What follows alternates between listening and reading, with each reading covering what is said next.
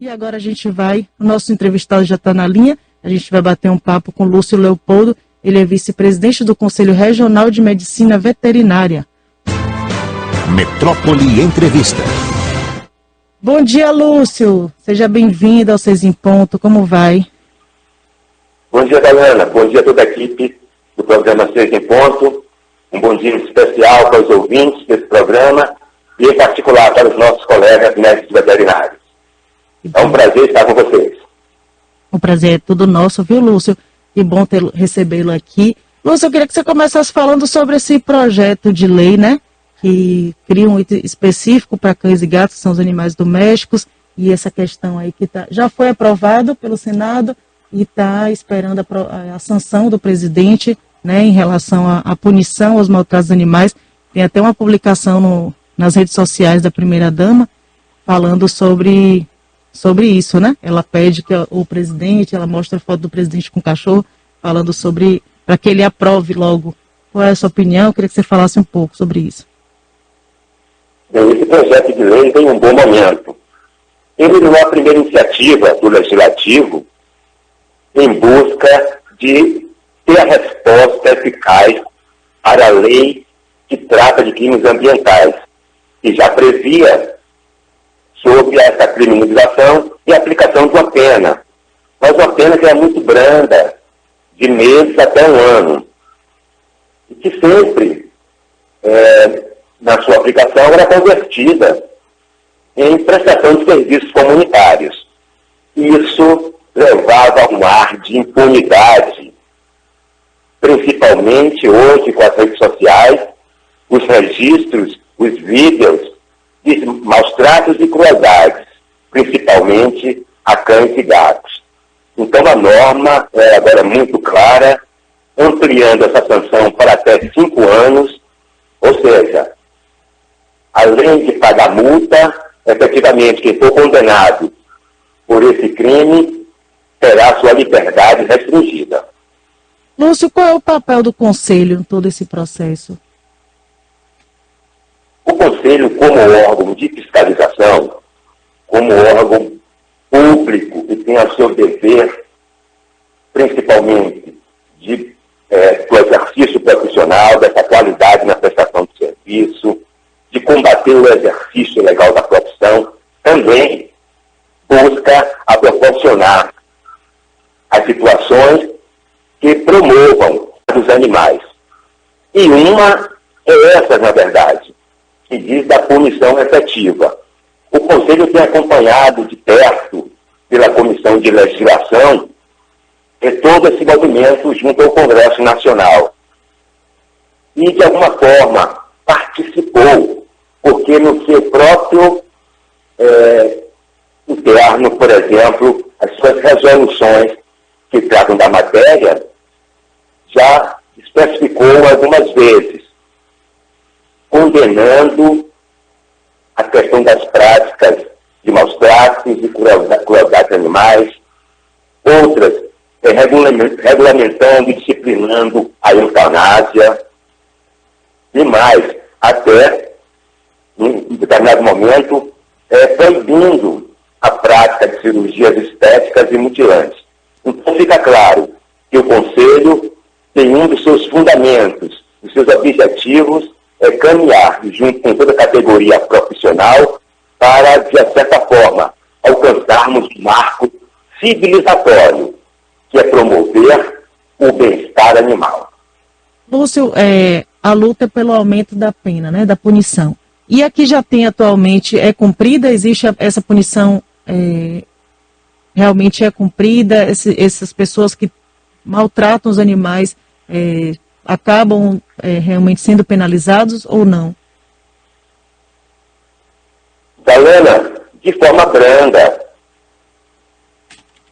Eu posso trazer um histórico para vocês, que a primeira norma, ou a primeira norma que trata da matéria no Brasil, de forma mais eficaz e ainda em vigor, é um decreto-lei de número 24.645 de 1984. Naquele instante, o próprio Estado brasileiro declarou-se responsável pela tutela dos animais.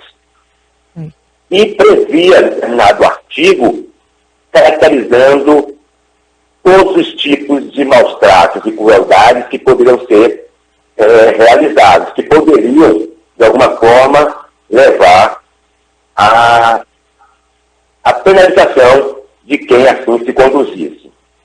Quando, com o advento da Constituição Federal de 1988, o Estado deixou mais claro a sua competência de proteger o meio ambiente e, dentre eles, a sua fauna. E, portanto, diz que todos os animais que estão no território brasileiro seriam protegidos.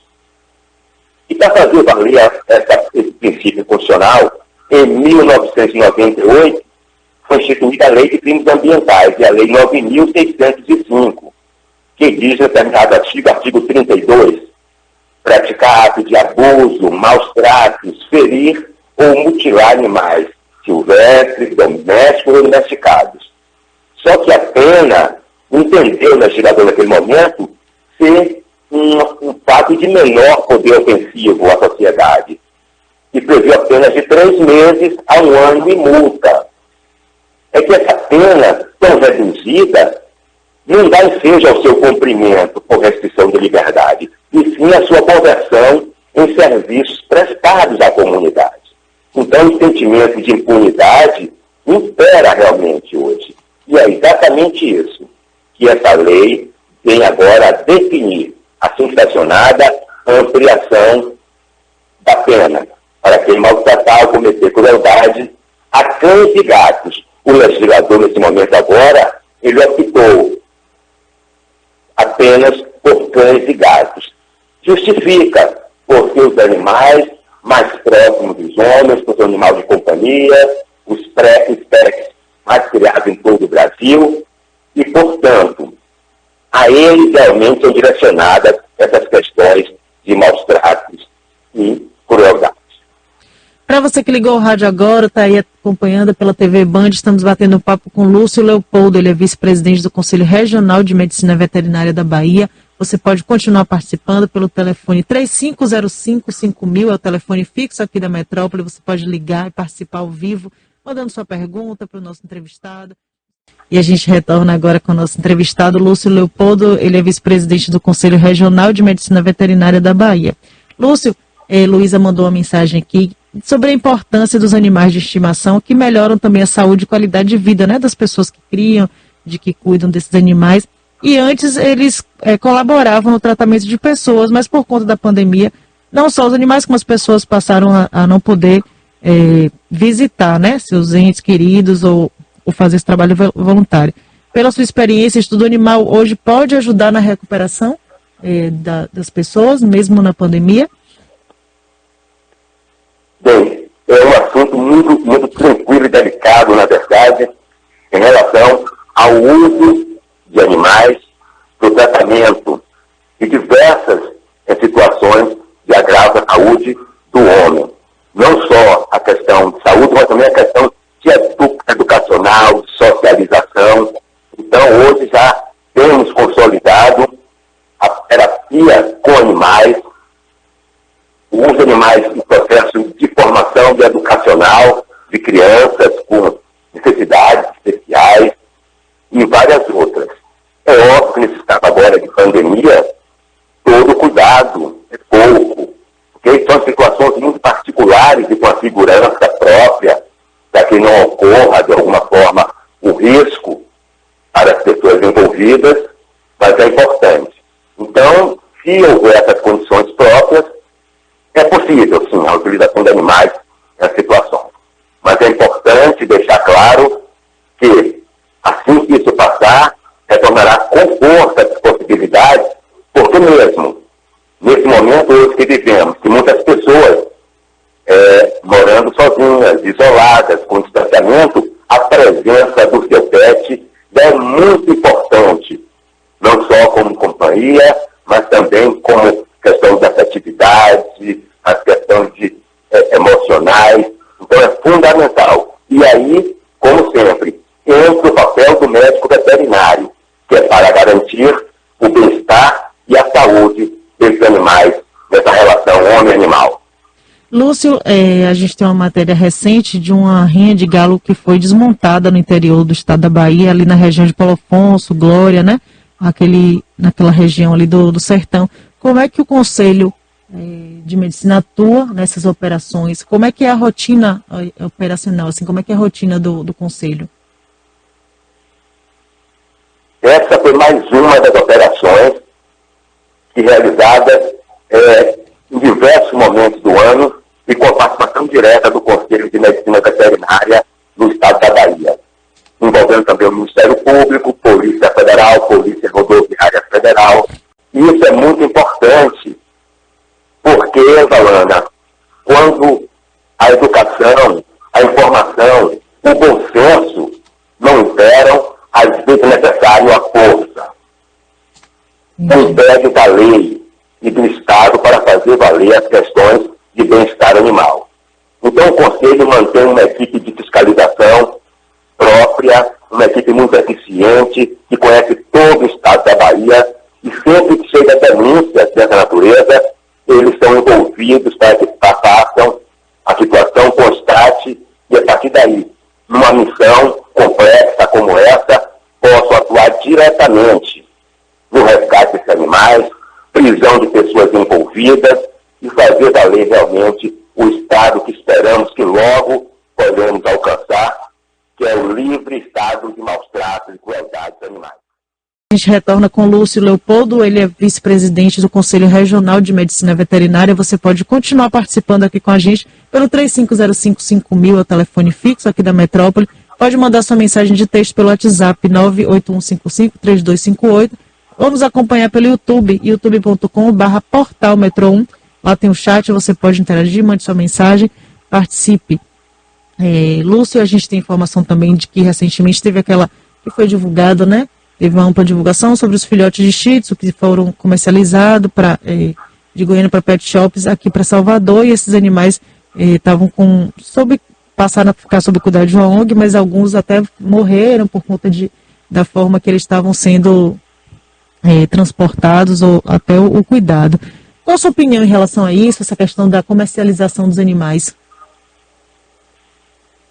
Bem, eu iniciaria esse questionamento, questão do bem-estar animal, né?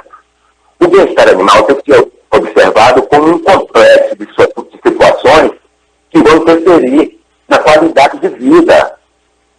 Então, a saúde dos animais, a sua satisfação, a felicidade, a longevidade, o acesso à saúde é muito importante, como seres vivos.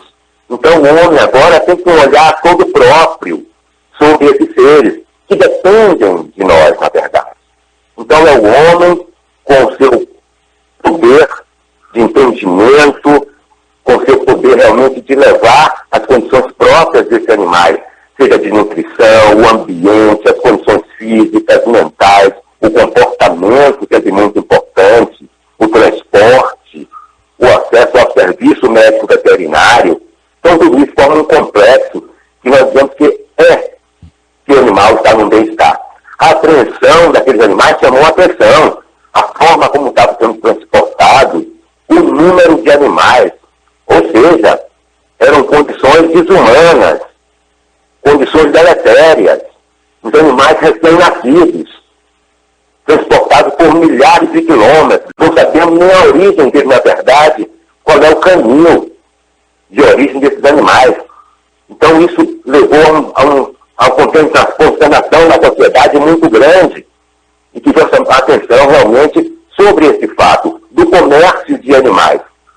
Alguns tentam abolir esse comércio. Não é esse o entendimento do Conselho. Sim, e os canis de reprodução devem ser registrados no Conselho e, principalmente, ter um médico veterinário como responsável técnico, que irá cuidar da saúde, da alimentação, das questões ambientais que envolvem esse processo de criação dos animais. Lúcio, e mesmo nos locais em que de comercialização, como nas lojas, pet shops, também serem registradas e ter um médico veterinário. Assim, teríamos garantidas as condições de bem-estar animal. Lúcio, no dia 9 de setembro foi comemorado o Dia do Médico Veterinário, né? Parabéns a todos os profissionais, a gente falou aqui também. E queria que você falasse quais são os desafios diários dessa profissão. O ensino da veterinária, a primeira escola no Brasil, em 1910. E logo em 1933, foi regulamentada por um decreto do governo Vargas, de 9 de setembro. Por isso, essa data é consagrada à medicina veterinária. Então, já mais de um século de ensino médico veterinário no Brasil, e hoje vemos de forma contundente a importância do reconhecimento social do médico veterinário para a nossa sociedade, para a economia brasileira, para a saúde pública, para a saúde animal, para as questões ambientais. Então, isso é fundamental. O principal hoje é que a sociedade está tomando pé dessa importância do profissional da medicina veterinária. Mas sempre temos algo mais a buscar. E hoje, principalmente, a formação médica veterinária adequada a atender necessidades da nossa população. O reconhecimento como um profissional que, além de tudo, deve trabalhar em conjunto de forma multiprofissional com outros profissionais da área de saúde, porque tem muito a colaborar na visão das questões epidemiológicas e sanitárias, das zoonoses, por exemplo. É fundamental isso. Um aspecto importante também é todo o cuidado que o Conselho tem que ter em ter o controle sobre a qualidade dos serviços prestados pela categoria profissional. E isso fazemos diuturnamente, com a fiscalização, com as consultorias aos profissionais que nos chegam diariamente. Então, são as situações do dia a dia, mas que muito importam. E por isso, o Conselho é um ente público fundamental para isso. É o principal que envolve a classe profissional. E é ele que é dada a competência para zelar de forma efetiva pelo bom exercício profissional, pela sua qualidade do serviço prestado e, principalmente, nos aspectos técnicos, científicos e éticos. Lúcio, a gente chega ao finalzinho do nosso primeiro bloco. Quero agradecer a sua participação, por doar um pouco do seu tempo aqui para bater esse papo, esclarecer um pouco do trabalho do Conselho Regional de Medicina Veterinária, toda a luta aí, né, em prol dos animais. Queria que você deixasse os contatos, né, para quem quiser fazer uma denúncia, quem está vendo alguma situação de maltrato no seu condomínio, no seu bairro, na sua rua, viu alguma situação suspeita que queira fazer essa denúncia. Quais são os canais de contato com o Conselho ou os números que você informe aí que são oficiais para que faça esse tipo de denúncia? Isso é muito importante, porque a denúncia é fundamental para que possamos combater esse tipo de coisa. Qualquer um pode fazer a denúncia. Uma denúncia de maus tratos, efetivamente, deve ser levada logo ao conhecimento da autoridade competente. Pode ser realizada em qualquer delegacia de polícia. E lá a autoridade tem o dever de abrir o boletim, a ocorrência policial e, principalmente, se já puder, com algum indício de prova, identificar o autor.